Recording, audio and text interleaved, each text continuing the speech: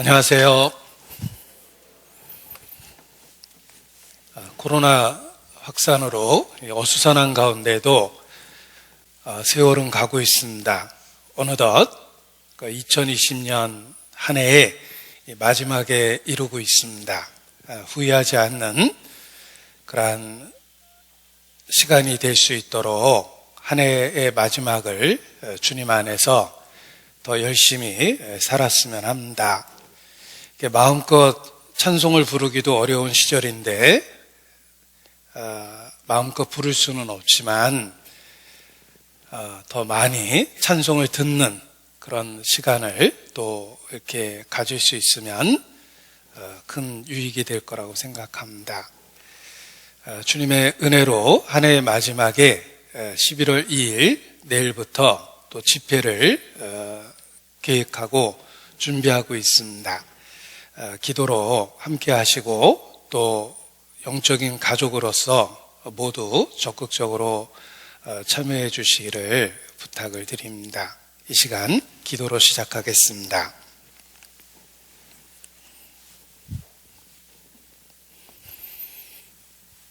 우리 가운데 역사하시는 거룩하신 아버지 하나님, 소망 없었던 저희를 그리스도 예수 안에서 불러주시고 예수님의 죽음과 부활을 통해 우리를 자녀 삼아 주신 것 진심으로 감사를 드립니다. 또 주의 거룩한 몸된 교회 지체와 일원으로서 주님 붙잡아 주시고 우리의 신앙을 지켜주시는 것도 더욱 감사 찬양을 드립니다. 우리가 살고 있는 이 시대가 주님을 만날 수 있는 시대임을 일깨워 주심을 감사를 드립니다. 주님 앞에 합당하게 매일의 삶을 살 수 있도록 주관해 주시고 근본적으로 마음과 생각에 변화를 주시기를 주님께 간구합니다.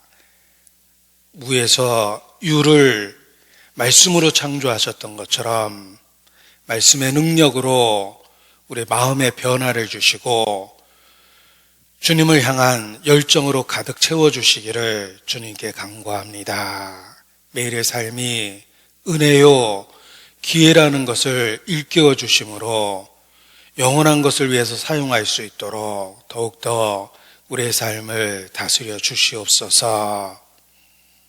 우리의 삶에 고통스럽고 힘든 것들 더욱 주의 은혜의 보좌 앞에 내려놓고 주님만 바라봅니다. 주께서 주관해 주시고 그 모든 어려움 속에 주의 은혜를 더해 주시며 모든 일이 합력하여 선이 될 수 있도록 역사해 주시기를 주님께 간구합니다. 우리를 고아처럼 버려두지 않는 함께 하시는 주님만 바라보고 의지합니다. 매일의 삶 속에 주의 임재하심을 나타내 주시고 주님과 동행하는 삶을 살 수 있도록 더욱 함께하여 주시옵소서. 주께 의지합니다. 또 멕시코 선교지 일선에서 수고하시는 선교사님들의 사역과 가정을 위해서도 기도합니다. 모두를 영육간에 보존해 주시고 또 이뤄진 영혼을 위해서 그 모든 사역을 주님 주관해 주시고 또 이끌어 주시기를 주님께 간구합니다. 이 시간도 우리 가운데 함께 하시는 주님께 모든 것을 의지합니다. 우리 각 사람을 가르쳐 주시고 변화시켜 주시며 병든 것을 주의 능력과 은혜로 고쳐 주시옵소서. 주님만 바라봅니다. 고마우신 우리 구주 예수님 이름으로 기도합니다. 아멘. 네, 성경 레위기 6장 말씀을 찾겠습니다. 구약성경 레위기 6장 8절 말씀부터 보시겠습니다. 153페이지 레위기 6장 8절 말씀부터 보시겠습니다. 제가 읽어드리겠습니다. 레위기 6장 8절 여호와께서 모세에게 일러 가라사대 아론과 그 자손에게 명하여 이르라.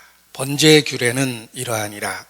번제물은 단 윗 석쇠 위에 아침까지 두고 단에 불로 그 위에서 꺼지지 않게 할 것이요, 제사장은 세마포 긴 옷을 입고 세마포 고이로 하체를 가리우고 단 위에서 탄 번제의 재를 가져다가 단 곁에 두고 그 옷을 벗고 다른 옷을 입고 그 재를 진 바깥 정결한 곳으로 가져갈 것이요. 12절 계속해서 읽어드리겠습니다. 단 위의 불은 항상 피워 꺼지지 않게 할지니 제사장은 아침마다 나무를 그 위에 태우고 번제물을 그 위에 벌려놓고 화목제의 기름을 그 위에 살을 찌며 13절은 같이 읽겠습니다. 불은 끊이지 않고 단 위에 피워 꺼지지 않게 할지니라. 오늘 본문은 레위기입니다. 성경 66권 중에 가장 읽기 어렵다고 말을 하고 또 실제로 지루하고 흥미없게 여겨지는 그런 그 대표적인 책이라고 이렇게 사람들은 말합니다. 그 지루한 책을 지루한 목사가 이야기할 때는 최악의 경우가 됩니다. 그런데 오늘 이 레위기 본문이 우리 모두에게 새롭게 느껴지는 그러한 기회가 될 거라고 확신합니다. 성경을 처음 읽기 시작했던 분이 창세기 재미있게 읽었습니다. 출애굽기도 그럭저럭 재미있게 읽었습니다. 왜냐하면 많은 등장인물이 나타나고 또 마치 역사의 한 페이지를 읽는 것처럼 그렇게 이야기가 있었기 때문에 그렇습니다. 그런데 드디어 레위기에 이르렀을 때 도대체 왜 하나님께서 이런 그 지루한 이야기를 성경에 기록하셨을까? 집중할 수도 없고 도무지 무슨 뜻인지 이해하기도 어려웠습니다. 그래서 레위기를 읽으면서 상당히 힘들어 했는데 누군가가 성경을 읽으면서 큰 감동 속에 이렇게 눈물을 흘리면서 읽고 있는 모습을 봤습니다. 그래서 무슨 성경을 읽는지 살펴보니까 깜짝 놀랐습니다. 그렇게 지루하게 여겨졌던 레위기를 읽으면서 큰 감동을 받고 눈물을 흘리고 있었기 때문에 그렇습니다. 자기는 레위기를 읽으면서 지루하고 무슨 내용인지 도통 이해할 수 없었는데 어떻게 똑같은 본문을 저렇게 큰 감동 속에 읽을 수 있는 걸까? 의문을 가졌습니다. 이 두 사람의 차이가 무엇입니까? 한 사람은 본문 속에서 끊임없이 그리스도와 그의 하신 일을 보았습니다. 그래서 지루해 보였던 그 본문이 의미가 있고 개인적으로 감동된 것입니다. 반면에 한 사람은 그 본문 속에서 그리스도와 그의 사역에 대한 의미를 연결시키지 못했기 때문에 그렇습니다. 우리는 신약과 구약, 완성된 성경을 갖고 있습니다. 신약의 빛으로 구약을 살펴보면 구약이 우리에게 말씀해주고자 하는 그 분명한 핵심을 보게 됩니다. 빛을 통해 사물을 분별할 수 있듯이 신약의 빛을 통해서 구약의 감춰진 내용을 하나님이 우리에게 말씀하시고자 했던 그 숨겨진 내용을 볼 수 있고 이해할 수 있고 깨닫게 되는 것입니다. 모든 성경은 한마디로 예수 그리스도에 대한 이야기입니다. 레위기에서 예수 그리스도를 발견할 때 우리의 믿고 있는 믿음의 확실함이 더해지고 그리고 개인적으로 큰 감동과 교훈을 받게 되는 것입니다. 지루해 보이는 이 레위기 속에 예수 그리스도에 대한 이야기가 가득합니다. 신약의 빛으로 비춰보면 더욱더 분명하게 그것을 보게 됩니다. TV 예능 프로그램 중에 이렇게 군인들의 병영 생활을 이렇게 다루는 프로그램이 있었습니다. 뭐 저런 걸 텔레비전에서 방영할까 그렇게 생각했던 분이 어느 날 자기 아들이 근무하는 부대에서 촬영한 내용들이 나오기 시작했습니다. 그 시작부터 끝까지 정말 긴장감을 갖고 크게 감동을 받으며 모든 프로그램을 다 봤습니다. 왜냐하면 자기 아들이 근무하는 부대였기 때문에 나무 한 그루 건물 하나가 나타나도 우리 아들이 저기 어디선가 걸어 다녔고 저기서 생활했다라는 생각이 나고, 식당의 장면이 나오면 우리 아들도 저기 앉아서 저 음식을 먹었겠지, 훈련받는 장면을 보면 우리 아이도 저 모습으로 저기서 땀을 흘리고 훈련을 받았을 거야 라고 생각하니까 모든 프로그램의 내용이 흥미진진하게 느껴졌던 것입니다. 자기와 연관성을 찾을 때 비로소 의미를 갖게 되는 것입니다. 레이기 내용이 그렇습니다. 우리가 믿고 있는 예수 그리스도와 연결할 때 모든 본문에서 우리는 교훈을 받고 감동을 받게 됩니다. 레이기에는 우리가 이미 믿고 있는 예수 그리스도에 대한 그 그림, 교훈들이 가득하기 때문에 그렇습니다. 누가가 데오빌로 각하에게 그 믿고 있는 신앙의 확실함을 알려주기 위해서 예수 그리스도의 생애를 차례대로 정리해서 긴 글을 편지로 썼습니다. 그것이 바로 누가복음입니다. 누가복음 1장 4절에 보면 이런 표현이 있습니다. 그냥 화면을 통해 보셔도 되겠습니다. 누가복음 1장 4절에 보면 이는 각하로 그 배운 바의 확실함을 알게 하려 함이로다. 이미 배웠고 이미 믿고 있다고 신앙을 고백하고 있는 상태입니다. 그런데 이미 알고 믿고 있는 그 진리가 얼마나 확실한 진리인지를 차례대로 기록해서 일깨워 준 것입니다. 마찬가지입니다. 우리가 이미 믿고 있는 예수 그리스도에 대한 진리를 레위기 말씀을 통해서도 우리가 믿고 있는 그 진리의 확실함을 발견하고 확인하고 더욱더 확증할 수 있다는 것입니다. 그래서 우리 모두에게 큰 의미가 있는 본문인 것입니다. 예수께서도 아직 더디 믿는 제자들에게 구약에 기록된 자기에 관한 것을 자세히 설명하셔서 그들의 믿음을 확실하게 만들어 주셨습니다. 누가복음 24장 직접 찾아보겠습니다. 누가복음 24장 27절입니다. 예수께서 제자들을 가르치신 방법입니다. 24장 27절.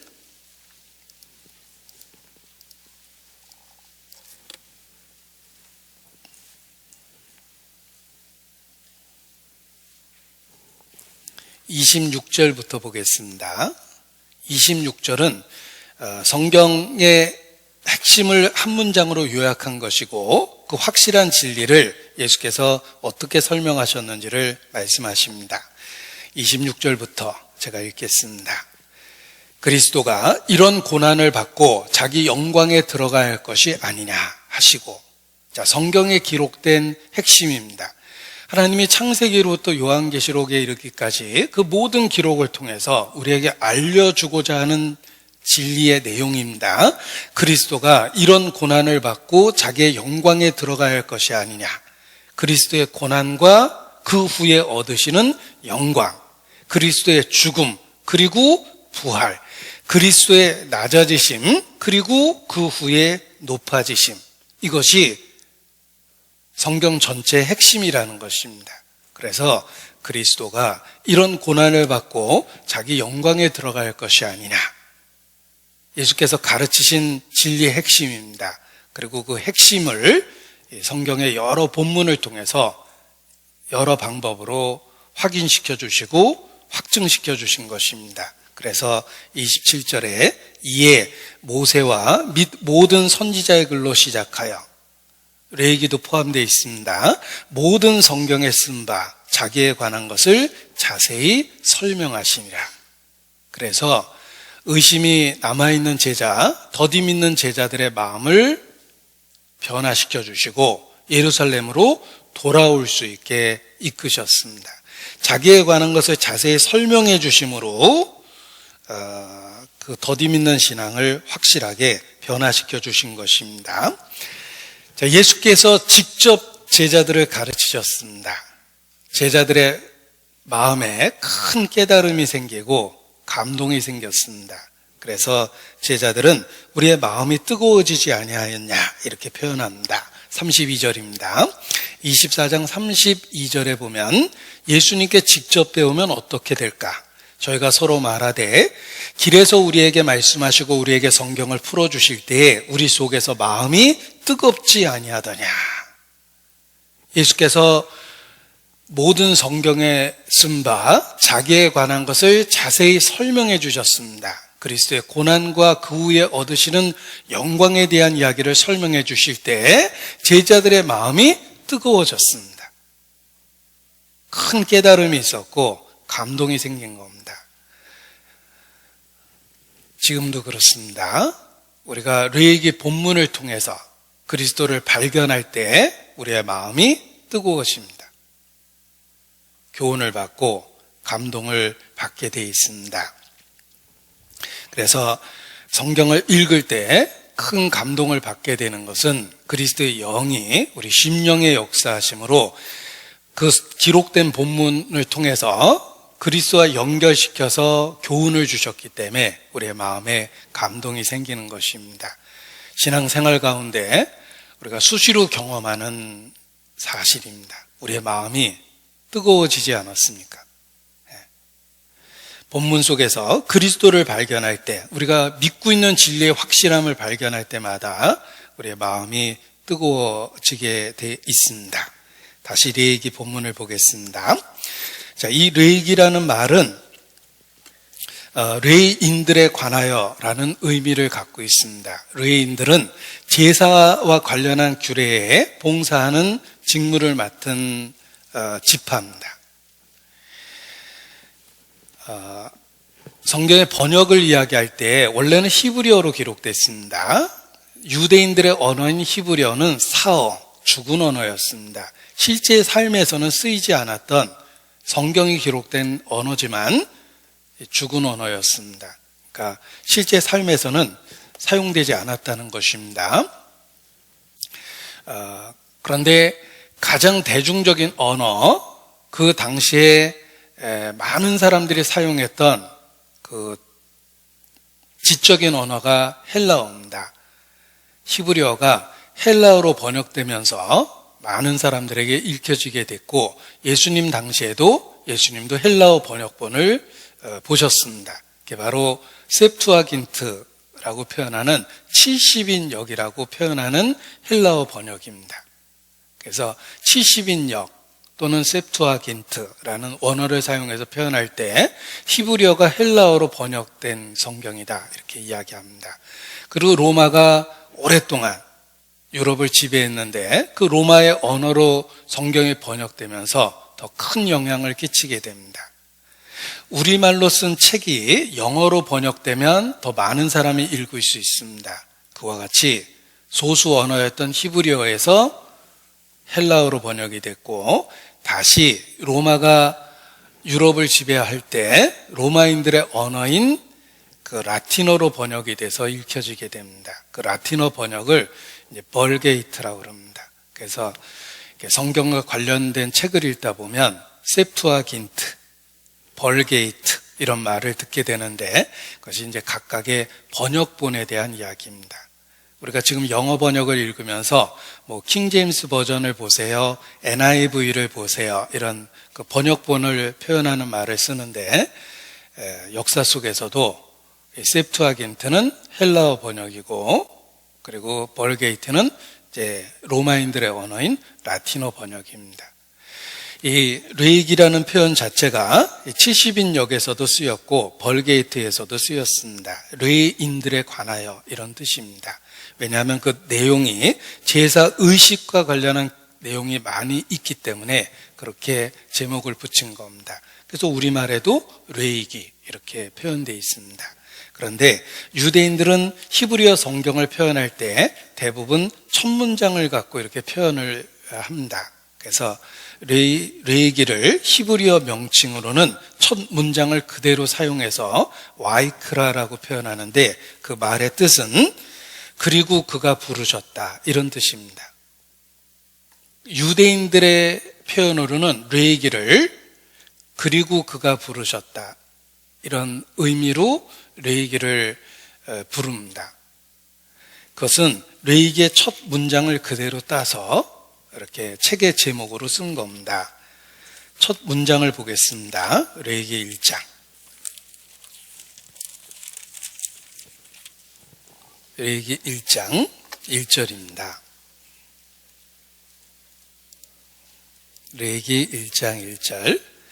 여호와께서 회막에서 모세를 부르시고 그에게 일러 가라스되, 이 표현을 그대로 그 레이기 책의 제목으로 쓴 겁니다. 그래서 히브리어로 와이크라라는 표현이고 그 뜻은 그리고 그가 부르셨다는 첫 번째 문장의 앞부분을 딴 겁니다.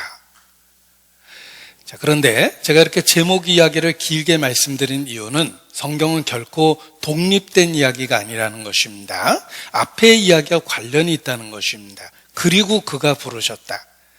앞에 있는 출애굽 내용하고 이렇게 연결된 겁니다. 성경 전체는 다 토막난 이야기가 아니라 하나의 핵심적인 주제, 예수 그리스도라는 주제와 관련해서 다 연결시켜 놓은 이야기입니다. 그래서 토막난 이야기처럼 배우면 아무런 의미가 없습니다. 예수 그리스도와 어떻게 관련되어 있는지를 배울 때 그 기록된 의미를 올바로 깨달을 수 있는 것입니다. 그래서 이미 믿고 있는 예수 그리스도에 대한 그 진리를 우리가 더 확실하게 일깨울 수 있는 것입니다. 앞에 기록된 내용과 연결시켜서 성경이 기록된 거라는 것입니다. 이 레위기에는 분명한 그 다섯 제사에 대한 언급이 반복적으로 나타납니다. 하나님이 인간에게 제사를 요구하시는데 레위기에는 다섯 제사에 대한 기록이 반복적으로 나타납니다. 그래서 일부러 이렇게 외워보려고 노력을 하는데 그 다섯 제사가 번제, 소제, 화목제, 속죄제, 속건제 이렇게 해서 다섯 제사입니다. 우리 시험 봐서 천국에 들어간다면 반드시 나올 문제겠죠. 다섯 제사가 무엇인지 쓰시오. 그러면 쓸 수 있어야 될 거라고 생각합니다. 그런데 이 다섯 제사 내용, 그 이름 자체가 복잡하고 내용은 더욱더 복잡합니다. 이 각 제사가 그 이름 자체가 복잡하고 의미는 더 복잡하는데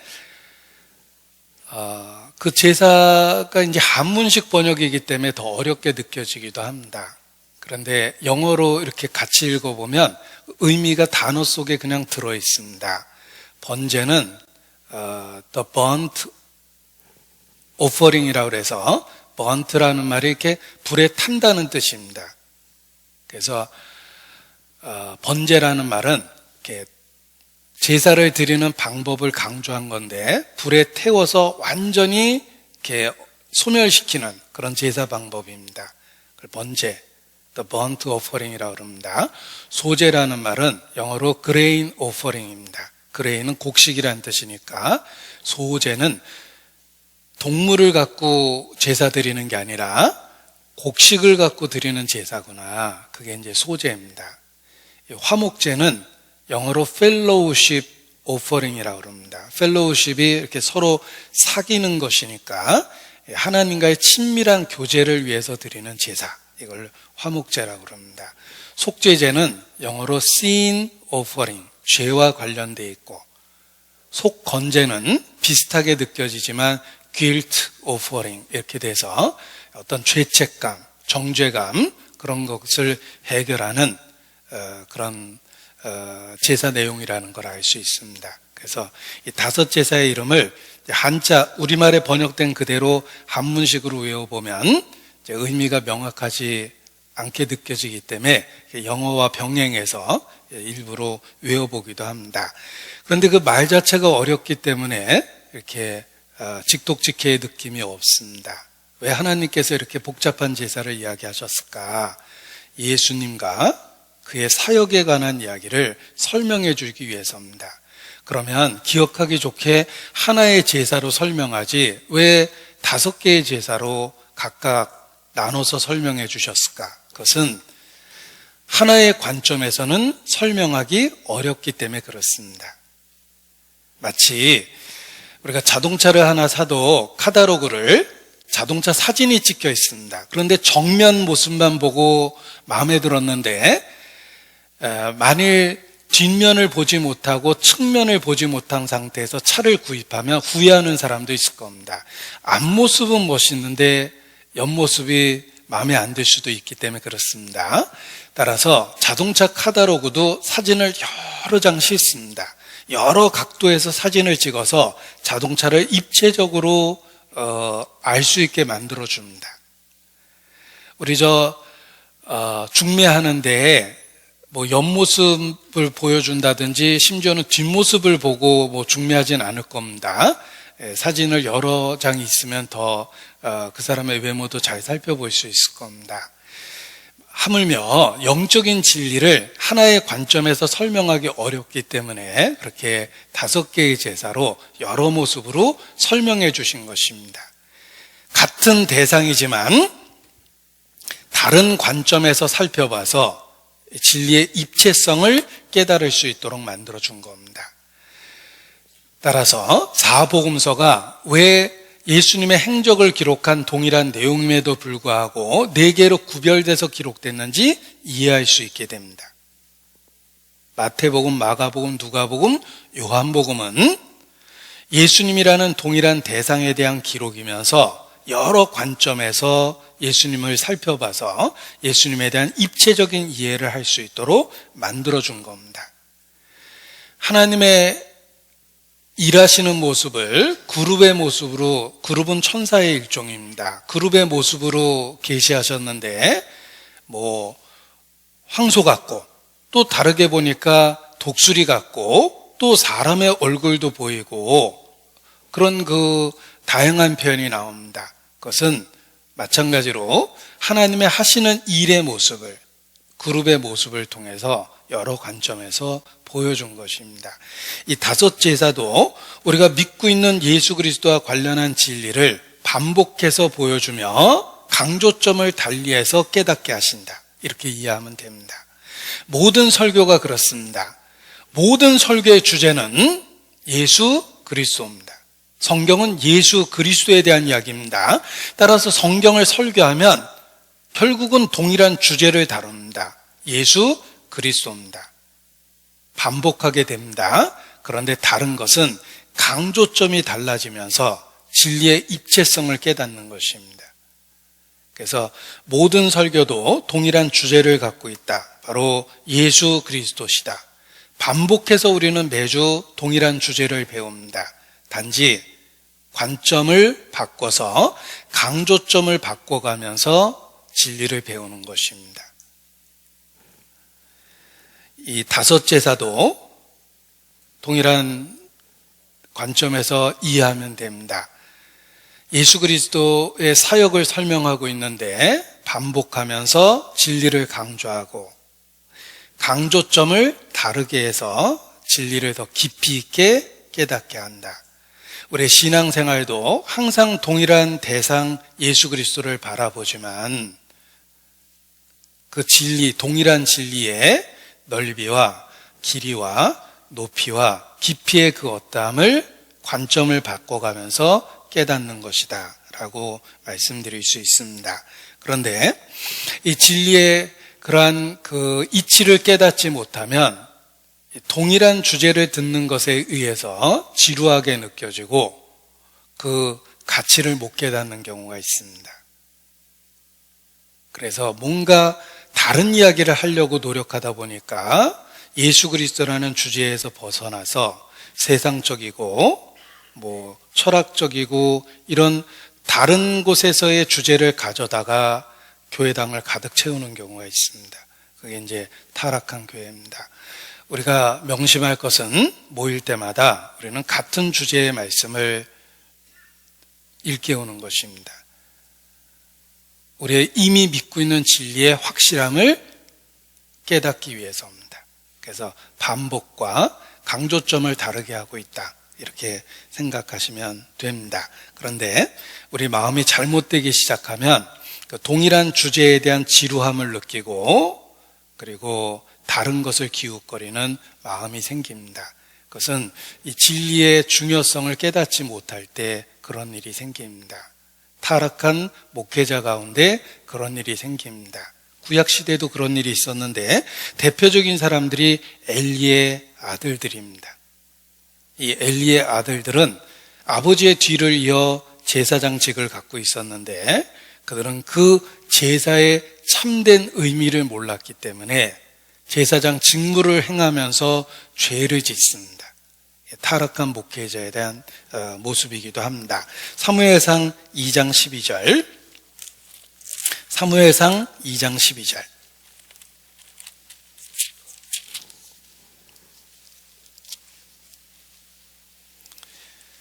자식 교육을 가장 실패한 사람 엘리입니다. 엘리는 제사장이었고 자식을 제사장으로 키웠지만 자식 교육을 가장 실패한 사람입니다.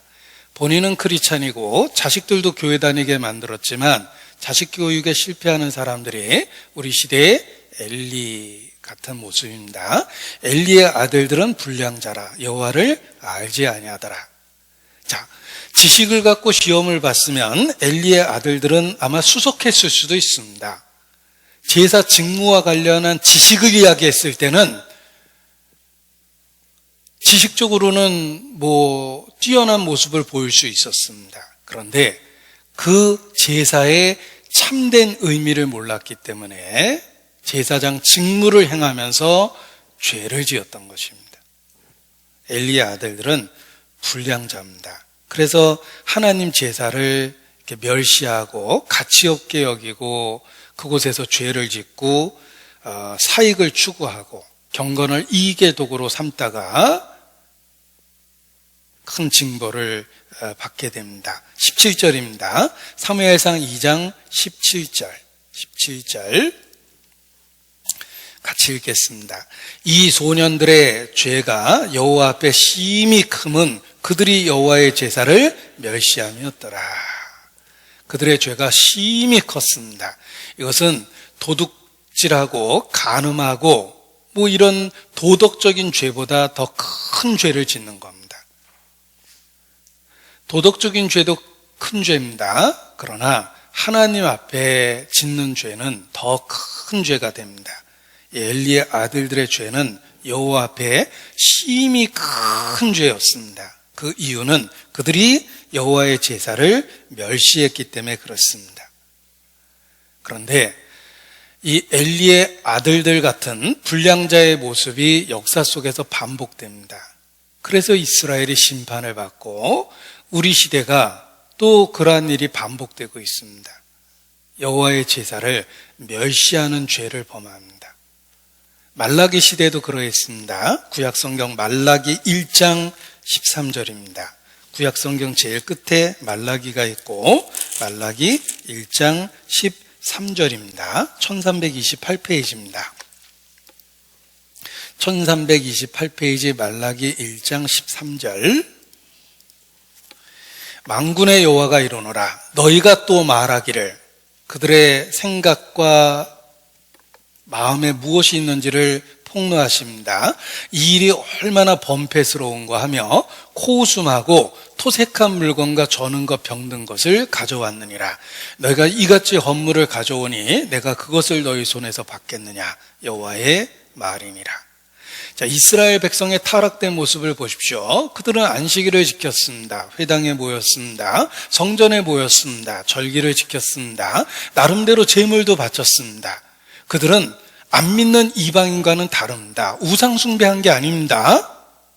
나름대로 하나님 앞에 나왔습니다. 안식일마다 나왔습니다. 그런데 그 반복되는 의미의 중요성을 잊어버린 거예요. 그래서 이 일이 얼마나 범패스러운 거. 야, 왜 하나님이 우리를 이렇게 귀찮게 하냐? 무슨 절기는 이렇게 해마다 자주 돌아오는 거야? 왜 제물은 매일 요구하시는 거야? 어차피 매일 드리는 제사니까 어차피 죽여서 태워버릴 거잖아. 응? 저 병든 거 조금 있으면 그냥 놔둬도 죽을 것 같은데 그걸로 잡자. 저는 거 저거 마음에 안 들었는데 저거부터 치워버리자. 이렇게 타락해 간 겁니다. 그런데 이 일이 엘리의 아들들에게만 있겠습니까? 말라기 시대의 사람들에게만 있겠습니까? 우리 시대 믿는다고 하는 우리 속에도 똑같은 일이 일어납니다. 이 일이 얼마나 범패스러운고 귀찮아합니다. 우리가 모이는 것은 큰 은혜입니다. 하나님 말씀을 듣는다는 건 이 시대에 얼마나 큰 은혜입니까? 그런데 신앙의 병이 들면 이 일이 얼마나 범패스러운고 호수만다고 그랬죠? 마음으로 멸시하고 가치를 느끼지 못합니다. 그것이 바로 타락된 모습입니다. 복음은 우리의 생사를 결정하는 놀라운 진리입니다. 우리가 그 복음에 우리의 모든 것을 걸었습니다. 그런데 신앙의 병이 들면 복음을 반복해서 듣는 것을 범패스럽게 느끼고 코웃음치고 지루하게 여기고 또 똑같은 이야기 한다라고 마음에 멸시합니다. 정말 그렇습니까? 우리 마음 속에 잘못되기 시작하면 핵심적인 진리를 또 똑같은 이야기 한다라고 이렇게 코웃음치는 생각이 들어요. 엘리의 아들들처럼 여호와의 제사를 멸시하는 겁니다.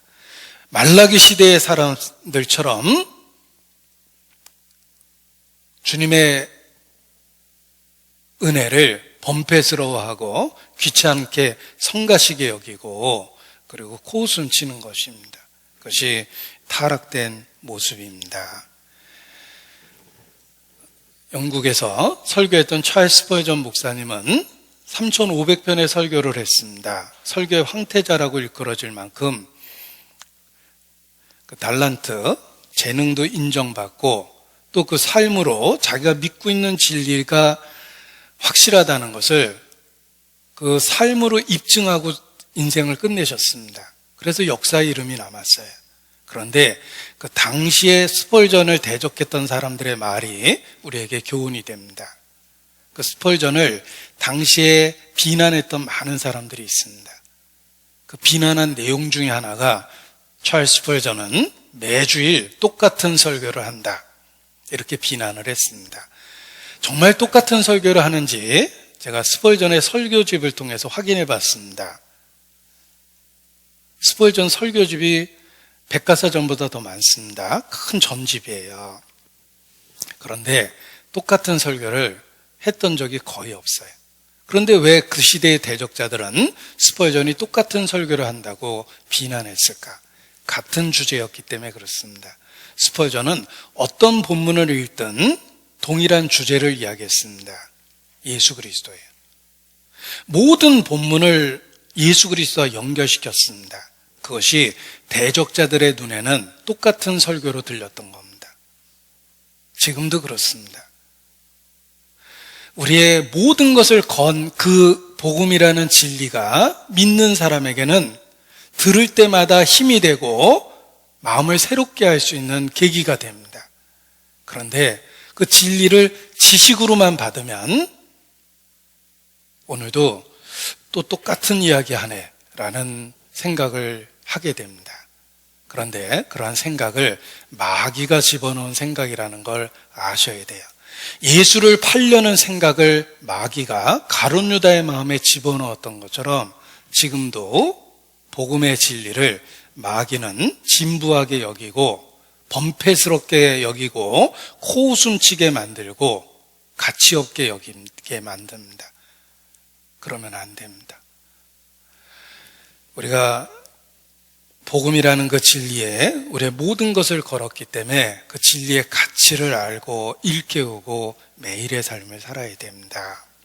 이 레위기의 5제사는 복잡하고 어려워 보이지만 사실은 예수 그리스도와 그의 하신 일을 여러 관점에서 반복해서 중요하다는 걸 일깨워주고, 반복하지만 강조점을 달리해서 그 진리가 얼마나 다양한 면을 갖고 있는지를 가르쳐주고 있습니다.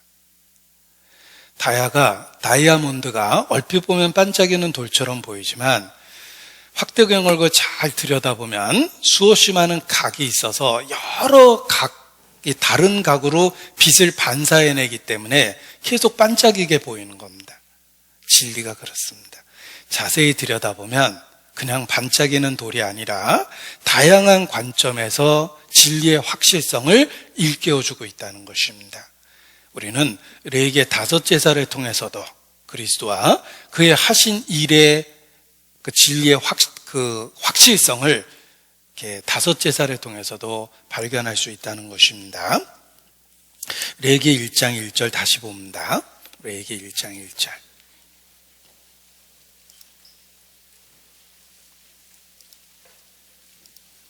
여호와께서 회막에서 모세를 부르시고, 회막이라는 말은 만남의 장소라는 뜻입니다. 회막은 성막의 또 다른 이름입니다. 하나님은 제사를 바치는 그곳 성막에서 비로소 사람들을 만나 주십니다. 시내산에 나타나실 때는 가까이 오지 마라. 너희가 가까이 오면 내가 너희를 돌격할까 두렵다. 접근 금지라는 명령을 엄히 내리셨습니다. 시내산에 나타나실 때는 가까이 오지 마라. 사람이나 짐승이나 물어나고 가까이 오면 내가 너희를 돌격할까, 충돌할까 두렵다. 나를 보고 살 자가 없다. 무시무시한 경고와 함께 가까이 오지 말라고 말씀하셨습니다. 접근하면 사살한다. 어디 중요한 군부대 시설에 그렇게 써 있죠. 접근하면 사살한다고 써 있으면 근처에 갈 수가 없습니다. 시내산에서 나타난 하나님은 접근 금지라는 엄한 명령을 주셨는데, 그분이 유일하게 우리를 친밀하게 만나주시는 장소가 있습니다. 제사를 드리는 성막입니다. 그래서 성막을 회막이라고 불러주신 겁니다.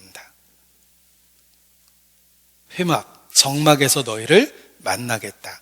만남의 장소를 지정하셨는데 바로 성막입니다. 그래서 성막을 회막이라고 부른 겁니다. 출애굽기 29장 42절입니다. 출애굽기 29장 42절.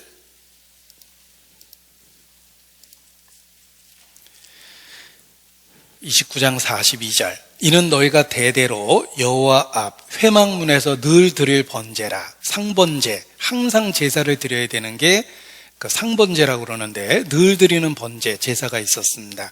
내가 거기서 너희와 만나고 제물이 희생되는 그곳에서 너희와 만나주겠다고 약속하셨습니다. 시내산에서 하나님을 만나려고 찾아가시면 절대 못 만납니다. 접근 금지라고 써있죠? 나를 보고 살 자가 없다고 가까이 오지도 말라고 말씀하십니다. 율법을 통해서 하나님 만나려고 나아가면 끊임없는 접근 금지를 느낄 거예요. 하나님은 너무 멀리 계십니다. 나를 가만두지 않을 것 같아요. 나를 돌격해서 충돌할 것 같은 공포를 느끼게 됩니다. 그런데 그 하나님을 친밀히 만날 수 있는 곳이 있습니다. 성막입니다. 늘 번제가 드려지는 그곳에서 만나주시겠다고 말씀하십니다. 그래서 성막을 회막이라고 그래요. 인간이 하나님을 만날 수 있는 장소는 딱 한 군데입니다. 지구상에 하나님을 만날 수 있는 장소는 딱 한 군데입니다. 바로 희생 제물이 늘 드려지는 그곳, 성막에서 만나주시겠다. 그래서 성막의 또 다른 이름을 회막이다, 이렇게 표현한 것입니다. 자, 하나님은 의롭고 거룩합니다. 반면에 그 하나님 앞에 인간은 더럽고 죄가 가득합니다. 거룩한 하나님 앞에 죄가 많은 인간이 어떻게 나아가겠습니까? 하나님은 반드시 죄에 대한 형벌을 요구하며 형벌이 집행된 그곳에서 만나 주십니다. 공의가 집행된 그곳에서 만나 주십니다. 거기가 바로 번제단, 희생제사가 있는 그곳입니다. 영적으로는 예수 그리스도죠. 내가 길이요 진리요 생명이니 나로 말미암지 않고는 아버지께로 올 자가 없느니라. 천하 인간에게 구원 얻을 만한 다른 이름을 우리에게 주신 일이 없습니다. 인간 역사 속에서 인간이 하나님을 만날 수 있는 유일한 회막은 예수 그리스도예요. 그게 구약의 모형으로 성막에서 만나 주시겠다고 이렇게 말씀하신 것입니다. 성막은 하나님의 공의가 세워진 것입니다. 하나님의 의로움이 선포되고 죄값이 지불된 곳입니다. 그것이 바로 성막이에요. 레위기에서 무엇을 보십니까? 희생제사, 율법, 형벌, 그리고 끔찍한 제사들, 바로 그리스도의 사역입니다. 하나님이 만나주시는 곳이 바로 그리스도가 희생된 그곳에서 우리를 만나주시겠다는 것입니다. 그래서 이 성막을 회막이라고 부른 말씀 속에서 우리가 믿고 있는 예수 그리스도에 대한 진리의 확실함을 깨달을 수 있는 것입니다. 아니, 레위기 전체를 통해서 그렇습니다. 레위기가 꽤 복잡한 구조를 갖고 있습니다. 그런데 레위기의 내용을 보면 희생을 통해 죄를 씻어내야 된다. 그리고 죄를 씻어낸 이후에 거룩한 삶을 살아야 된다. 이런 내용이 레위기 1장부터 27장 전체에 반복적으로 기록된 겁니다. 굉장히 복잡하고 어렵게 기록됐지만 그 내용은 죄는 반드시 희생을 통해서 해결해야 되고, 죄를 해결한 사람은 그 거룩함을 유지하고 구별된 상태에서 살아야 된다라는 내용을 반복적으로 하신 겁니다. 하나님이 우리에게 요구하시는 거예요. 하나님은 사람에게 죄는 반드시 희생을 통해서 해결해야 된다. 그것이 바로 십자가예요. 그리스도의 죽음을 통해서, 대속적인 희생을 통해서 해결하셨습니다. 그리고 그 진리를 믿는다면 믿는 사람답게 하나님 앞에 구별되어 있어야 된다라는 내용을 레위기를 통해서도 우리에게 설명해 주셨습니다. 그래서 제가 레위기를 이렇게 개인적으로 우리 청년들을 대상으로 한 아카데미 각권별로 공부하는 그런 프로그램이 있었는데, 그때도 레위기를 이렇게 개인적으로 공부했던 적이 있습니다. 그런데 한마디로 그 복잡한 이야기 속에서 계속 예수님을 봐서 큰 은혜를 느꼈어요. 하나님께 나아가기 위해서는 레위기는 말합니다. 속죄를 통한 희생제물이 있어야 된다. 제사장의 중보가 있어야 된다. 그리고 거룩이라는 구별된 것을 통해 나가야 되고, 속죄일이라는 특별한 날을 통해서 하나님 앞에 나아갈 수 있다. 이것이 하나님께 나아가는 방법이다라는 이야기를 하는데, 제가 지금 이렇게 손꼽아서 이야기 드렸던 내용을 신약시대 한마디로 이야기하면 예수 그리스도예요. 예수님 안에 레위기에서 요구하고 있는 그 요구사항이 다 완전하게 충족되어 있습니다. 속죄를 위한 희생제물이 바쳐졌고, 제사장이라는 영원한 중보자가 계시며, 예수님은 완전히 구별된 거룩한 삶을 우리를 위해서 살아주셨고, 그리고 속죄일을 통해서 유대인을 받아주셨던 것처럼 그리스도가 십자가에 돌아가시는 그날 내가 하루에 너희의 죄악을 사하리라는 성경의 약속을 이루셨어요. 그 하루, 하나님이 계획한 단 하루가 있습니다. 그리스도가 십자가에 죽으신 그날 휘장이 찢어졌죠. 하나님께 나아가는 길이 열렸습니다. 레위기에 아주 복잡하게 이야기했던 하나님께 나아가는 방법이 놀랍게도 예수 그리스도의 사역을 통해서 그냥 한 번에 이루어진 겁니다. 그래서 배울 때는 굉장히 복잡했는데 그 복잡한 내용이 예수님을 통해서 한 번에 성취됐다는 사실을 발견했어요. 어떤 작은 기계 하나가 인류 역사 속에서의 모든 첨단의 기술의 집적체다. 인류가 수천 년 동안 연구하고 축적된 기술을 이 하나의 기계 속에 다 담아놨다. 이것이 완성되기까지는 그 모든 수천 년의 기술이 축적된 결과다. 이렇게 이야기할 수 있습니다. 마찬가지예요. 레위기에 나와 있던 그 복잡한 내용이 한마디로 예수 그리스도를 통해서 그냥 한 번에 이루어진 겁니다. 그래서 처음에는 예수님 믿는다는 단순한 이야기를 들었지만 내가 믿게 된 그 진리가 얼마나 놀라운 섭리 속에서 이루어진 진리라는 것을 레위기의 복잡한 이야기를 통해서 깨닫게 된 것입니다. 예수님이 십자가에 돌아가신 그날 한 군병이 창으로 예수님을 찔렀습니다. 피와 물이 나왔어요. 그 말씀을, 성경 말씀을 연결시켜서 생각해 보십시오. 우리의 죄가 그를 찔렀습니다. 우리의 허물이 그를 상하게 했습니다. 한 군병이 창을 들어서 예수님의 가슴을 찔렀을 때 그 군병의 모습 속에 우리 자신의 모습이 있지 않습니까? 나의 죄와 나의 허물이 거룩한 예수님 몸에 상처를 낸 거예요. 그때 피와 물이 나왔습니다. 의학적으로는 완전한 죽음에 대한 증거라고 이야기하지만 영적으로는 속죄와 새 생명입니다. 피는 속죄를 의미하고 물은 깨끗이 씻긴다라는 의미를 갖고 있습니다. 속죄와 새 생명을 준 거예요. 우리가 예수님을 믿고 예수님을 구주로 고백하고 매일의 삶에서 예수님과의 친밀한 교제를 나누면 속죄가 유효하고 그리고 구별된 삶이 가능하다는 뜻입니다. 피와 물이 나옵니다. 이 레위기의 복잡한 내용과 그 상징들과 그림들이 한마디로 예수 그리스도, 우리가 믿고 있는 예수 그리스도에 대한 내용을 입체적으로 보여주는 겁니다. 그래서 얼마나 놀라운 진리를 우리에게 주셨는지를 깨닫고 주님께 더 감사하게 되는 것입니다. 배운 바에 확실함을 알려주는 것이 레위기입니다. 예수께서 제자들을 가르치실 때도 이와 같은 기록을 통해서 그리스도의 고난과 영광을 설명해 주셨기 때문에 마음이 뜨거워진 것입니다.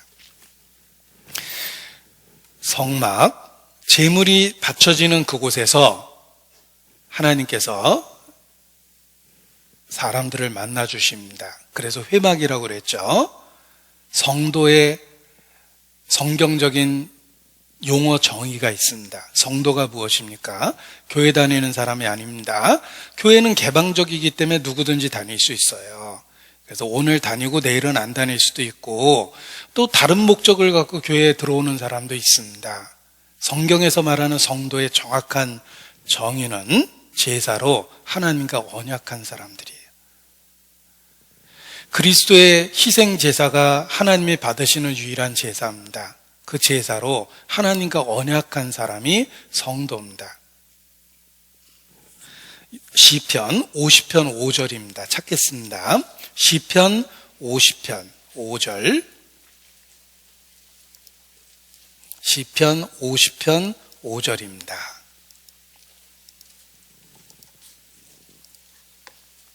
시편 50편 5절. 시편 50편 5절. 같이 읽겠습니다.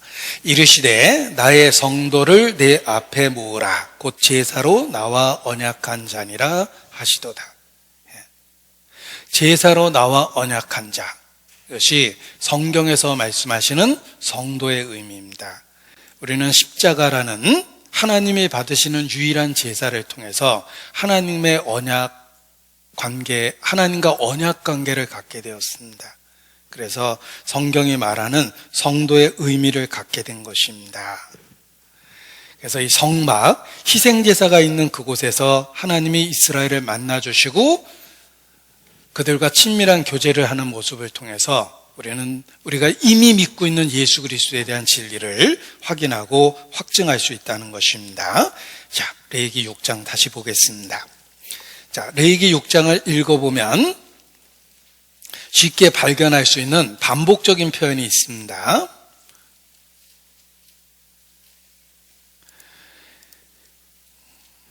레위기 6장 8절로 말씀을 오늘 본문을 읽다 보면 3번이나 반복되는 말씀이 있습니다. 3번이나 반복한 건 그 중요성을 볼 수 있도록 해주신 겁니다. 그래서 9절에 보면 단의 불로 그 위에서 꺼지지 않게 할 것이요 라고 되어 있고, 12절에 봐도 단 위에 불은 항상 피워 꺼지지 않게 할지니 라고 되어 있고, 13절에도 불은 끊이지 않고 단 위에 피워 꺼지지 않게 할지니라.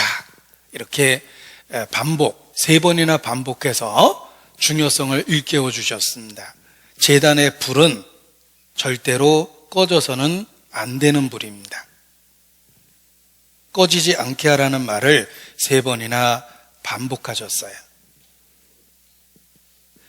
9절에 보면 9절에 이렇게 표현되어 있습니다. 9절 말씀에 번제물은 단위 석쇠 위에 아침까지 두고 이렇게 번역을 했는데, 이 아침까지 둔다라는 말을 그냥 원어를 그대로 풀어서 직역하면 온 밤 동안 아침까지 이렇게 구체적으로 되어 있습니다.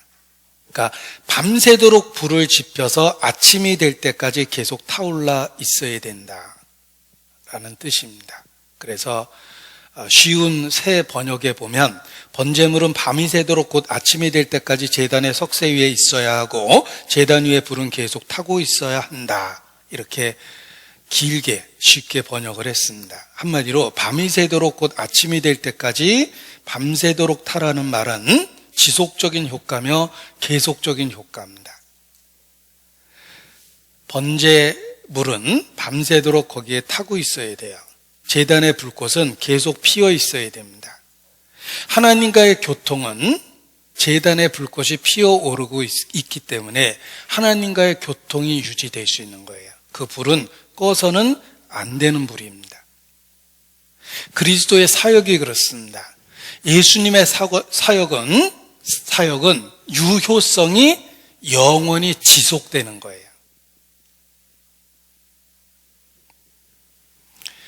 자, 제가 예를 들면 어떤 1년 회원권을 끊었습니다. 그러면 돈을 선납을 했기 때문에 1년 동안 자격이 유지가 돼요.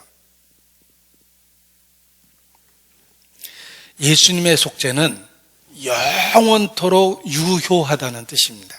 제단의 불이 항상 꺼지지 않게 하라는 말은 그 제단의 불이 타오르면서 하나님과의 교통이 이루어지는 것인데, 그리스도의 사역은 지속적인 효과가 있다. 영원한 효과가 있다. 지금도 계속되는 효과가 있다. 그래서 하나님과의 교통이 이루어지는 것이다. 이런 의미를 갖고 있습니다. 그래서 꺼져서는 안 되는 제단의 불은 그리스도의 사역에 대한 의미이며, 지금도 그리스도는 하나님 우편에 계셔서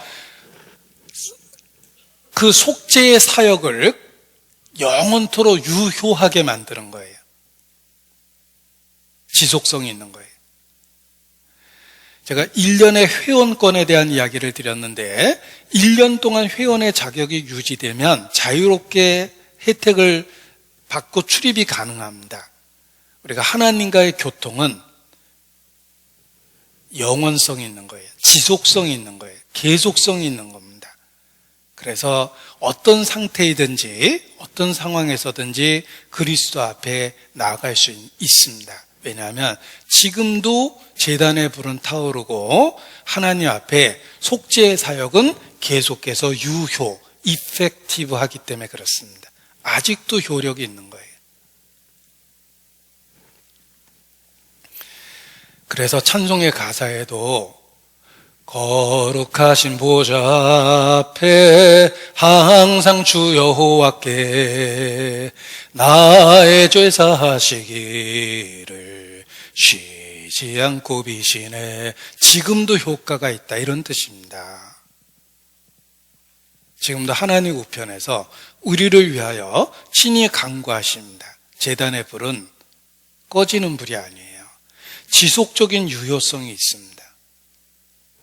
그래서 우리가 어떤 상황에서든지 다시 하나님 앞에 나아갈 수 있는 것입니다. 7번 넘어져도 7번 넘어진 그곳에서 제단을 향해서 나아갈 수 있어요. 아직도 유효하기 때문에 그렇습니다. 탕자를 생각해 보십시오. 아버지의 재산을 갖고 큰 죄를 짓고 집을 나갔습니다. 그리고 재산을 탕진하고 돌아왔어요. 놀라운 건 재산을 탕진하고 오랜 후에 돌아왔는데 아직까지 아버지와 아들의 관계가 유효했다는 거예요. 그래서 그 사이에 와보니까 호적 정리하고 사망 처리해놓고 이런 게 아니잖아요. 아직까지 아버지와 아들의 관계가 유효했다는 것입니다. 그리스도의 사역이 그렇습니다. 그리스도의 사역은 제단에 꺼지지 않는 불이에요. 그래서 7번 넘어진 그곳에서도 다시 일어날 수 있고, 우리가 집을 나간 탕자 같은 삶을 살았다 하더라도 다시 그리스도 안에서 하나님께 돌아갈 수 있는 거예요. 여전히 제단의 불은 타오르고 있고 하나님은 그 관계를 인정해 주십니다. 내 아들아. 이것이 그리스도의 사역의 지속성입니다. 제단에 꺼지지 않는 불과 같습니다. 그런데 이 제단의 불은 항상 타올라야 된다고 말씀하셨을 뿐만 아니라 제사장들에게 그 불을 꺼트리지 않고 계속해서 타오르게 하라고 그 관리를 해야 될 것을 말씀해 주셨습니다. 그래서 불이 끊임없이 타오를 수 있도록 제사장들은 그 불을 잘 관리를 해야 됐어요. 이것은 그리스도의 사역이 지속된다는 것뿐만 아니라 우리로 하여금 우리 마음에 있는 그리스도와의 신앙을 잘 지켜야 된다는 것을 이중적으로 교훈해 주신 것입니다. 불을 끄트리면 안 되는 거예요. 그래서 성령을 소멸치 말라라는 교훈을 주신 겁니다. 데살로니가 전서 5장 19절입니다. 우리가 신앙생활 가운데 명심해야 될 진리입니다. 데살로니가 전서 5장 19절. 결코 성령을 소멸하면 안 됩니다. 성령을 소멸치 말며. 그 타오르는 불길에 자꾸 물을 부으면 안 됩니다. 그래서 예언을 멸시하지 말고 범사에 헤아려 좋은 것을 취하고 악은 모든 모양이라도 버리라라고 구체적으로 말씀해 주셨습니다. 성령을 소멸하지 않기 위해서 해야 될 것이 무엇입니까? 예언을 멸시치 말고 말씀을 중요시 여기고 살아야 돼요. 범사에 헤아려 좋은 것을 취하고 매일의 삶에서 올바른 선택을 해야 됩니다. 악은 모든 모양이라도 버리라. 타협하면 안 되는 거예요. 악은 악이에요. 독약만 주면 먹을 사람이 어디 있습니까? 쓰고 고약한데 그걸 치킨에 바를 수도 있고 피자에 바를 수도 있고 독약을 맛있는 음료수에 타고 독한 위스키에 탈 수도 있어요. 그러나 독약이 들어간 것을 모양은 피자고 모양은 치킨이고 모양은 위스키라고 먹으면 안 되는 겁니다. 독약이 들었거든요. 죄가 그렇다는 거예요. 죄는 모든 모양이라도 우리의 일상 속에 자꾸 들어와요. 독약처럼. 우리가 성령을 소멸치 말라라는 매일의 삶의 명령을 받은 거예요. 제단의 불을 잘 관리하고 살아야 된다는 것입니다. 그리고 구체적으로 그 관리하는 방법을 가르쳐 주셨는데 예언을 멸시하지 말고 범사에 헤아려 좋은 것을 취하고 악은 모든 모양이라도 버리는 겁니다. 그것이 그 불을 잘 관리하고 살아가는 방법입니다. 불은 타오를 때 주변을 밝게 만들어줍니다. 불의 원리와 이치가 그렇습니다. 불을 꺼트리면 주변이 어두워져요. 성령을 소멸하면 인생이 어두워집니다. 옳고 그른 게 구별이 안 되고 어둠 속에서 행하게 되고 죄를 반복적으로 짓게 되고 상황을 구별 못하게 되는 그런 상태에 빠지게 됩니다. 자, 올림픽을 갖고 한번 생각을 해보겠습니다. 올림픽이 시작될 때 채화, 불을 태양으로부터 불을 얻어냅니다. 그래서 올림픽 행사의 아주 중요한 시작은 그 성화 봉송으로부터 시작되죠. 끊임없이 불을 꺼트리지 않고 옮겨서 마침내 큰 그 횃불을 타오르게 하고 그 횃불은 올림픽이 끝날 때까지 절대 꺼지지 않아요. 시작할 때 채화해서 횃불을 타오르게 하며 올림픽 기간 동안에 절대 꺼지지 않고 올림픽이 끝날 때 비로소 불을 끕니다. 그것은 올림픽 기간 내내 올림픽의 정신을 생각하자, 이런 상징적 의미를 갖고 그 횃불의 불을 밝히는 겁니다. 우리 신앙생활이 그렇습니다. 우리가 처음 구원받고 성령이 오셨을 때를 채화라고 한다면 마치 올림픽의 태양으로부터 불을 채취했듯이 하나님께로부터 성령을 받고 신앙생활이 시작되는데, 그리스도의 사역은 지속성이 있다고 그랬죠? 그리고 우리에게는 그 지속성을 믿고 그리스도와 친밀한 관계를 계속해서 가져야 될 책임이 있는 겁니다. 그 불을 꺼트리지 않고 잘 관리할 책임이 있습니다. 성령을 소멸하면 안 되는 거예요. 그것이 우리 신앙생활하는 내용을 이렇게 설명을 해 주신 것입니다.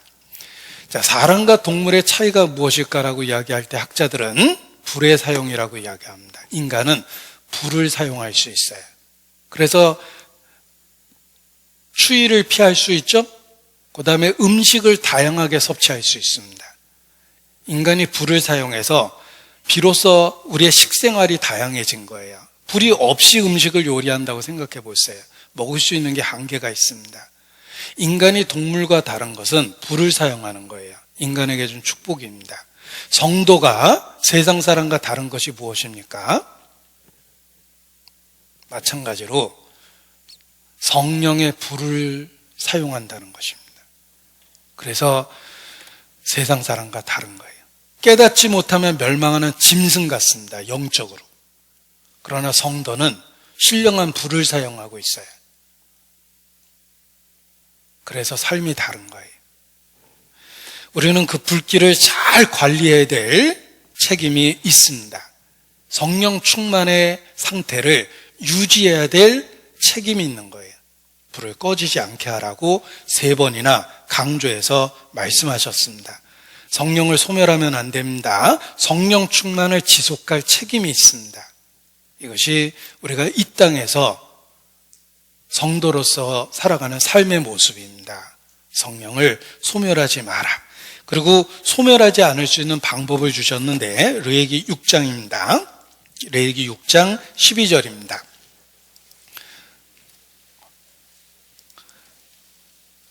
레위기 6장 12절, 불을 꺼트리지 않을 수 있는 방법입니다.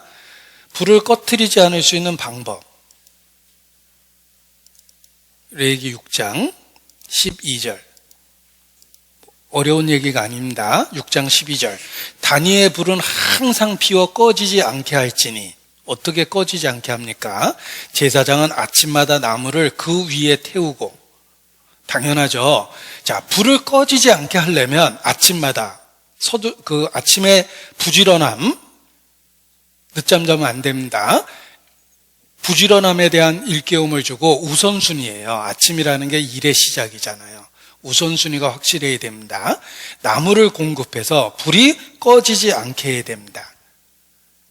우리가 제단의 불을 꺼지지 않게 할 수 있는 물리적인 방법은 2가지예요. 나무를 끊임없이 공급한다. 2번째, 이미 타버린 재를 갖다 버린다예요. 그것이 제단의 불을 관리할 수 있는 방법입니다. 그래서 10절에 보면 재 얘기가 나오는 거예요. 타고 나면 재는 어떡하냐?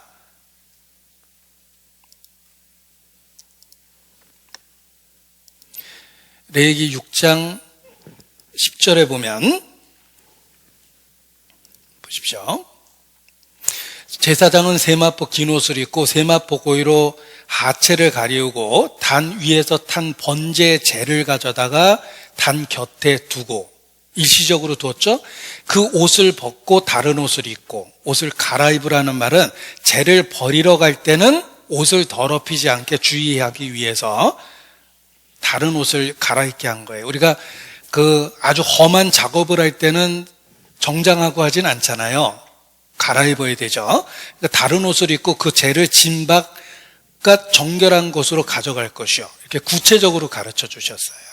한마디로 깨끗한 상태를 유지할 수 있도록 재를 버리러 갈 때는 옷을 바꿔 입고, 재를 짐 바깥에 갖다 정한 곳에 갖다 버려라. 이것이 단에 불을 꺼지지 않게 할 수 있는 구체적인 방법입니다.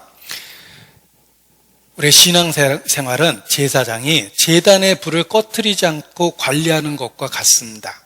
영적으로 나무를 공급해야 되고 재를 갖다 버려야 되고 옷을 더럽히지 않기 위해서 험한 일을 할 때는 갈아입어야 되는 거예요. 이것이 우리의 신앙생활입니다.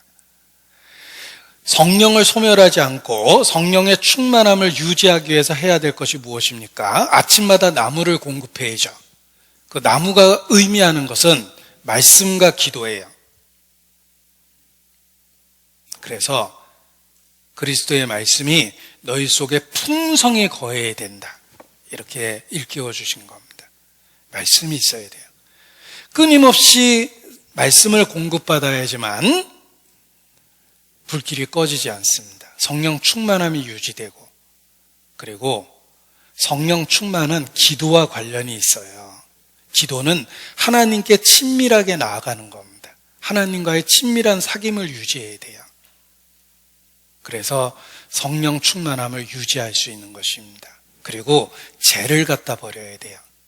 이미 타버린 것들을 갖다 버려야 되는데, 재가 상징하는 것은 우리의 삶에 버려야 될 것들입니다. 우리의 삶에 버려야 될 것이 얼마나 많습니까? 너희는 범한 모든 죄악을 버리라. 내가 여호와께 내 허물을 자복하리라 하고 내 죄악을 아뢰고 숨기지 아니하였더니, 죄에 대한 자백과 그리고 죄를 버리려는 결단이에요. 매일의 삶에 올바른 선택을 해야 됩니다. 그것이 죄를 버리는 것과 같은 그런 생활입니다. 계속 불이 타오를 수 있도록 남은 죄를 버려야 됩니다. 우리가 불을 관리할 때 새로운 나무를 공급한다. 그리고 이미 타버린 재를 빼어내서 버려서 산소가 통할 수 있도록 길을 만들어준다. 이게 누구나 알고 있는 상식적인 이야기입니다. 신앙생활도 마찬가지예요. 성령 충만은 저절로 되는 게 아닙니다. 버려야 될 건 버려야 되고 공급할 건 공급해야 돼요. 그래서 말씀과 기도로 새로운 나무를 공급하듯이 공급해야 되고, 우리의 삶 속에 쓰레기 같은, 재 같은 버려야 될 것은 버려야 되는 것입니다. 버려야 될 죄가 많죠. 신앙생활하다 보면 이미 한 일에 대한 공로의식, 그게 타고 남은 죄와 같아요. 어떤 분은 과거의 기억으로만 사는 사람이 있어요. 어떤 분은 과거의 기억으로만 현재 신앙생활을 하는 분이 있어요. 예를 들면, 우리 20년 전에 건축할 때 그때 정말 희생 많이 했잖아. 응? 그때 전세를 월세로 바꿔서 이 건축한 거야. 20년 전에. 지금은 전혀 그 당시에 10분의 1의 마음도 없어요. 그런데 20년 전에 헌신한 기억으로 삽니다. 이제 버려야 될 때예요. 과거 자신이 한 일에 대한 공로의식을 버려야 됩니다. 그 공로의식이 자기 자랑으로 바뀌고 자부심이 되며, 자부심이 변질되면 교만이 되는 거예요. 교만은 근거가 있어서 교만해진 거예요. 잘났으니까 잘난 체 한 거죠. 있으니까 있는 척 한 거예요. 교만은 근거가 있어요.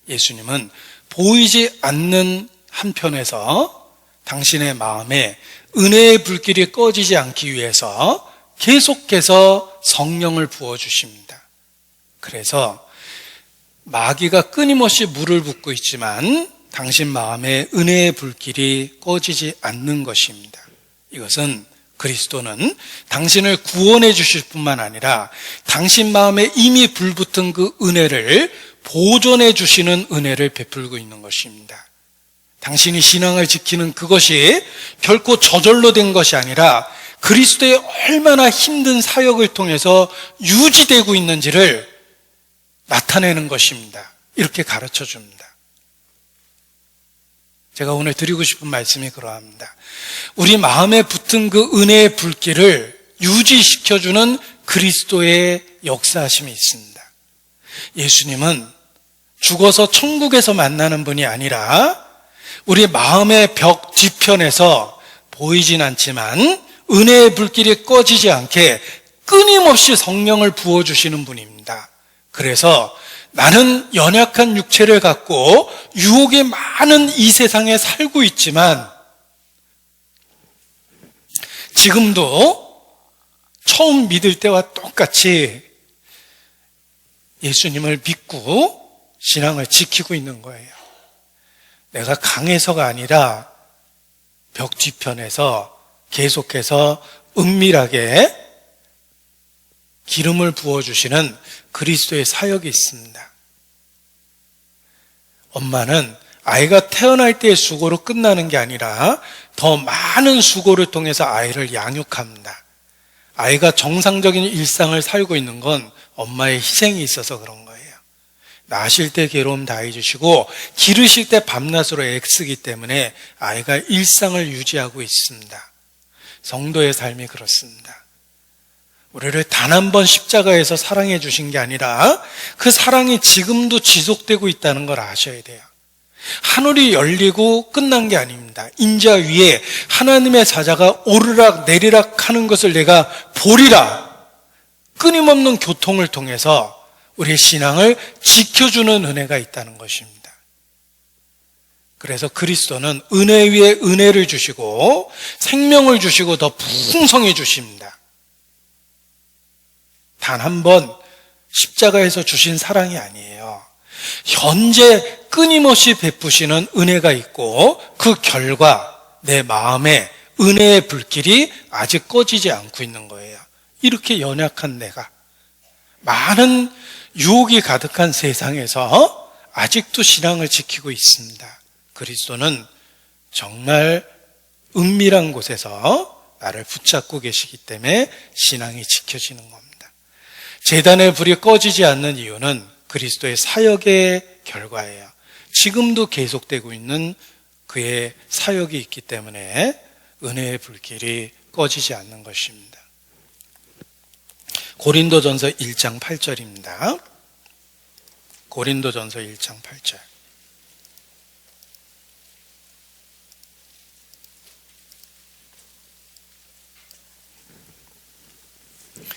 고린도전서 1장 8절, 제가 시작과 끝만 읽겠습니다. 주께서 끝까지 경고케 하시리라.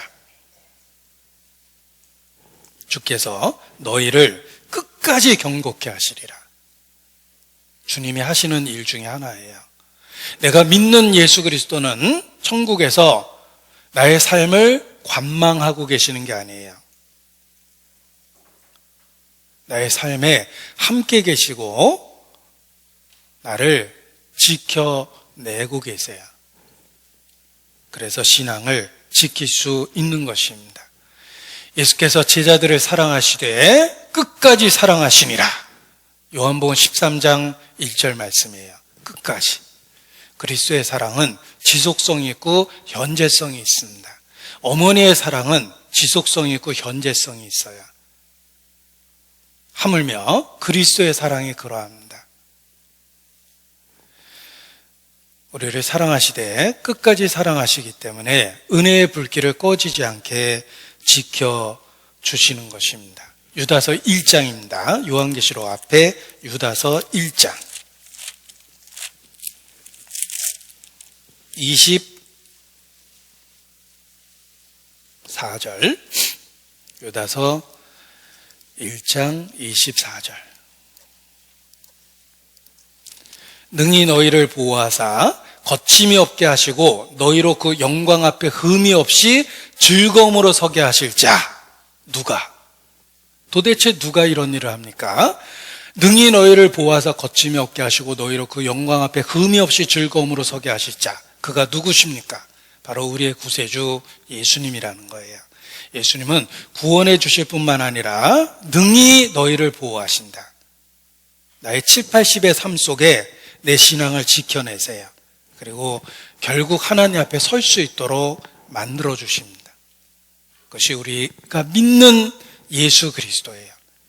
예수님은 알파요 오메가입니다. 시작과 끝입니다. 처음과 나중입니다. 예수님은 믿음을 시작하신 분이에요. 믿음의 창시자예요. 시작하신 분이에요. 그리고 믿음의 완성자이십니다. 믿음의 주여 또 온전케 하시는 분입니다. 믿음의 주여 또 온전케 하시는 분입니다. 믿음의 주라는 말은 믿음을 시작한 창시자라는 뜻이에요. 저자다, 시작했다. 그리고 온전케 하신다는 말은 완성하시는 분이라는 뜻이에요.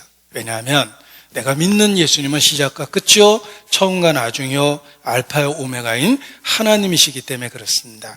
그 하나님이 우리의 믿음을 시작하셨고 우리의 믿음을 지키시고 보존하시고 완성하십니다. 그래서 참된 신자는 은혜의 불길이 절대 꺼지지 않습니다.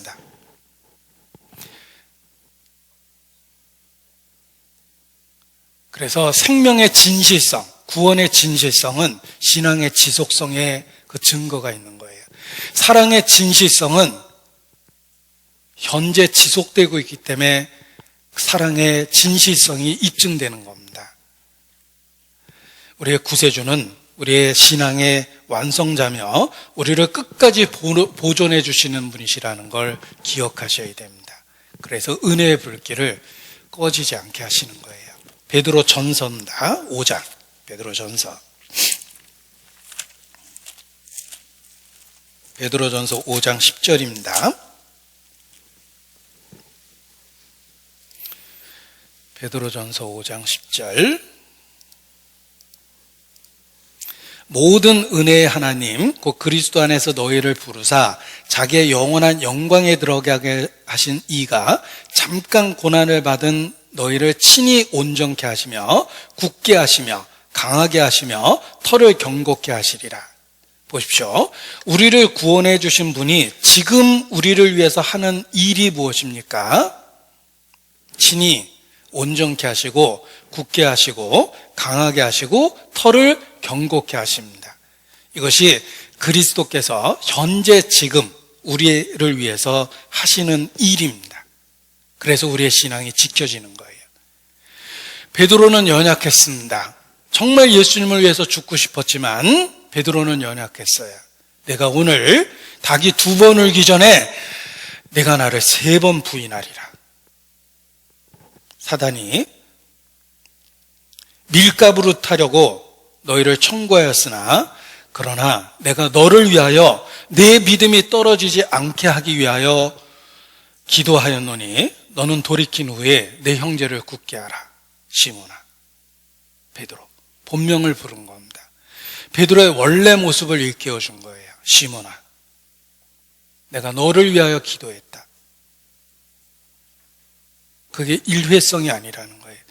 그래서 3번이나 부인했던 베드로 그냥 놔뒀으면 또 하나의 가룟 유다가 됐었을 텐데 예수님은 그를 붙잡고 이끌어내셨습니다. 내가 내 믿음이 떨어지지 않기 위하여 기도했다. 그래서 3번이나 부인했던 시몬, 그가 사도 베드로로 일생을 마칠 수 있었던 겁니다. 우리의 믿는 예수님이 그러합니다. 우리의 삶 속에 닭이 2번 울기 전에 예수님 3번이나 부인할 상황이 너무나 많습니다. 그런데 그럼에도 불구하고 어떻게 우리가 신앙을 지킬 수 있을까? 내가 내 믿음이 떨어지지 않게 하기 위하여 기도했다. 기억하셔야 됩니다. 우리가 신앙을 지키고 있는 그 뒤편에 우리를 위해서 기도하는 주님이 계십니다. 그래서 신앙을 매일의 삶에서 지킬 수 있는 것입니다. 찬송의 가사 속에 누군가 널 위하여 기도하네 라는 찬송의 가사가 있습니다. 누군가 널 위하여 기도하네. 당신이 지쳐서 기도할 수 없고 눈물이 빗물처럼 흘러내릴 때 주님은 아시네. 당신의 약함을 사랑으로 돌봐주시네. 누군가 널 위해 기도하네. 그것이 우리가 신앙을 지킬 수 있는 비결입니다. 아침에 눈을 떴습니다. 주님 생각이 났고 기도해야 되겠다는 생각이 들었습니다. 저녁에 졸려서 잠을 자려고 합니다. 졸려서 잠을 자려고 하지만 주님께 기도하고 자야 되겠다는 생각이 듭니다. 힘든 일이 생겼습니다. 주님이 생각났습니다. 주님 도와달라고 기도했습니다. 그런데 그 일깨움 뒤에 역사하시는 주님이 계셔요. 우리의 은혜의 불길이 꺼지지 않게 역사하시는 주님이 계십니다. 보라, 너희를 위하여 싸우시는 주를 보라. 우리의 매일의 삶에서 경험할 수 있는 것입니다. 신앙생활은 영적 치열한 전쟁터입니다. 우리는 그리스도의 군사입니다. 무장된 상태에서 치열하게 영적 전투를 하고 있습니다.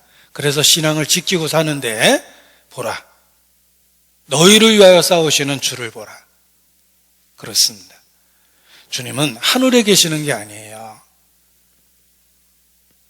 내가 세상 끝날까지 너희와 항상 함께하리라. 약속하신 그대로 정말 함께 하십니다. 그래서 연약한 우리가 신앙을 지키고 주님을 위해서 살아보겠다고 결단하고 결심하고 그렇게 살 수 있는 겁니다. 은혜의 불길이 꺼지지 않게 불을 붙여주신 거예요. 모세가 하나님을 처음 만났을 때 광야에서 흔한 떨기나무 위에 불이 붙어 있었어요. 떨기나무에 불이 붙으면 홀라당 타버립니다. 1분도 안 돼서 다 타버리게 돼 있어요. 그런데 정말 신기한 건 그 광야의 흔한 떨기나무에 불이 붙어 있는데 불이 안 꺼지는 거예요. 거기에 하나님이 계셨어요. 그 모습은 성육신하신 예수님의 모습이에요. 우리가 보기엔 초라하고 연약했지만 거기에 하나님이 함께 계셨습니다. 그런데 성육신하신 예수님의 모습일 뿐만 아니라 이 땅에서 성도의 모습입니다. 우리는 초라한 광야의 떨기나무 같습니다. 흔하게 굴러다니는 마른 덤불 같은 나무예요. 그런데 정말 신기한 건 거기에 은혜의 불이 붙어 있어요. 성령의 불이 붙어 있는데, 거룩한 불이 붙어 있는데 그 나무가 타버리질 않아요. 우리는 연약함 속에 있는데 성령의 불이 그리스도 안에서 우리에게 붙어 있고 그 불길이 꺼지지 않습니다. 기적이죠.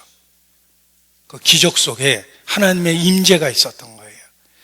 우리의 신앙생활하는 모습이 그렇습니다. 우리는 광야의 떨기나무처럼 초라하지만 성령이 우리 가운데 계셔서 그리스도에 대한 신앙을 고백하고 지키고 매일의 삶에서 주님 뜻 가운데 살려고 그렇게 발버둥치게 됩니다. 그 뒤에 주님이 함께 계시고 있다는 걸 기억하셔야 됩니다. 그래서 지금까지도 신앙을 지켜주셨고 앞으로도 신앙을 지켜주실 거라는 걸 믿기 때문에 우리가 평안한 가운데 신앙생활을 할 수 있습니다.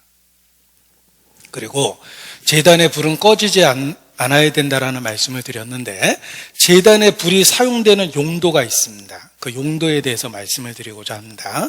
레위기 6장 12절입니다. 제단의 불이 어디서 쓰여지는 걸까? 레위기 16장 12절입니다. 레위기 16장 12절.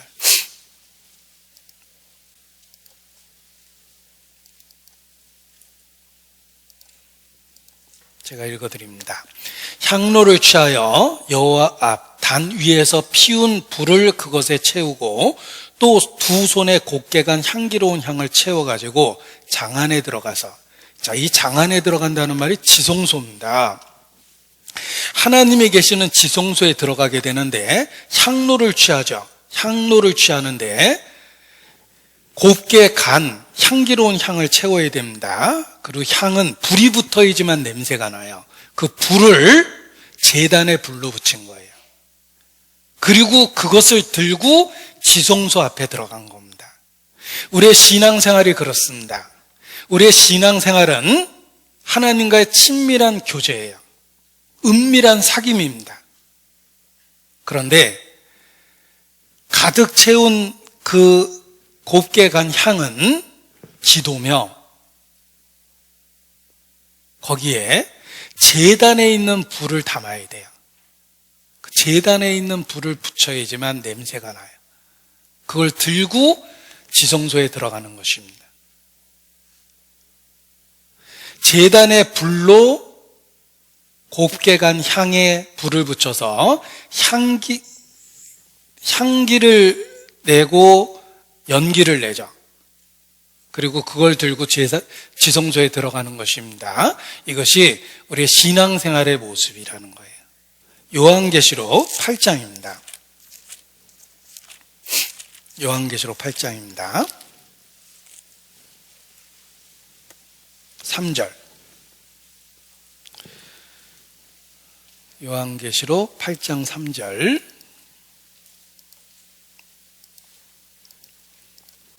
또 다른 천사가 와서 제단 곁에 서서 금 향로를 가지고 많은 향을 받았으니 이는 모든 성도의 기도들과 합하여 보좌 금단에 드리고자 함이라. 향연이 성도의 기도와 함께 천사의 손으로부터 하나님 앞으로 올라가는지라. 천사가 향로를 가지고 단 위에 불을 담아다가 땅에 쏟음에 뇌성과 음성과 번개와 지진이 나더라. 보십시오. 향로에 많은 향을 담았습니다. 그리고 제단에 불을 담았죠. 그래서 하나님 앞에 들어갈 수 있었던 거예요. 성도의 기도에 대한 모형입니다. 우리의 기도에 제단에 불을 담는 거예요. 제단의 불은 그리스도의 속죄 사역입니다. 제단의 불은 성령의 중보하심입니다. 그리스도의 사역을 의지할 때 성령이 역사하고 그때 우리의 간구가 하나님 앞에 상달되며 그 기도는 능력이 있습니다. 어느 정도로 능력이 있냐면 땅에 쏟으면 뇌성과 음성과 번개와 지진이 일어납니다. 온 땅을 진동시킬 만한 능력이 있죠. 제단에 불을 담아 하나님 앞에 향연을 피우는 것이 기도입니다. 그리스도의 속죄를 의지해서 하나님 앞에 나아가 우리의 죄를 고하고 하나님의 은혜를 받는 것이 이런 모습으로 비유되어 있는 거예요. 그래서 신앙생활을 제단의 불을 꺼지지 않게 하는 것에 비유하고 제단의 불을 담아 하나님께 기도하는 것을 또한 교훈을 줍니다. 그래서 구약의 레위기에 기록된 내용이 성령을 통해 능력을 받고 성령을 통해 하나님과 친밀한 교통을 나누는 모습에 대한 예표여 그림이여 모형이 된다는 것을 알 수가 있습니다. 우리의 신앙생활은 항상 제단에 불을 꺼뜨리지 않고 불을 밝히는 것입니다. 그 제단에 밝혀야 될 불이 때로는 말씀의 불도 있고 기도의 불도 있고 회개의 불도 있고 찬송의 불도 있고 여러 모양이 있습니다. 주님 오시는 그날까지 제단의 불은 결코 꺼져서는 안 되고 꺼지지 않게 해야 될 불입니다. 그래서 우리가 어떻게 신앙생활을 해야 될지를 레위기 말씀을 통해서 보여주신 것입니다. 내일부터 11월 2일 우리 요한 목사님 모시고 코로나 정말 사태에도 불구하고 저희가 또 한 번의 추수의 기회를 갖게 되었습니다. 그래서 영적인 가족이라면 추수 때에 잠자는 자는 부끄러움을 끼치는 아들이라고 말씀하셨는데 우리가 가족으로서 열정을 갖고 이렇게 한 주간을 보냈으면 좋겠습니다. 기도하시겠습니다. 아버지 하나님, 소망 없었던 저희를 예수님 안에서 구원해 주시고 우리의 신앙을 지켜주시는 것 감사를 드립니다. 더욱 주님 안에서 살 수 있도록 주님 붙잡아 주시고 결코 우리의 마음에 있는 그 불길을 꺼트리지 않도록 지켜주시기를 주님께 기도합니다. 성령을 소멸하지 않고 올바른 선택 속에서 말씀과 기도 속에 살 수 있도록 붙잡아 주시옵소서. 11월 2일 말씀을 대언하실 이요한 목사님 영가에게 건강도 허락해 주시고 우리 가운데 역사하심으로 주의 영광을 나타내 주시기를 주님께 간구합니다. 우리 모두 새롭게 되고 또 새로운 영혼들 인도하는 소중한 계기가 될 수 있도록 한 주간을 축복해 주시옵소서. 주께 의지합니다. 고마우시 우리 구주 예수님 이름으로 기도합니다. 아멘.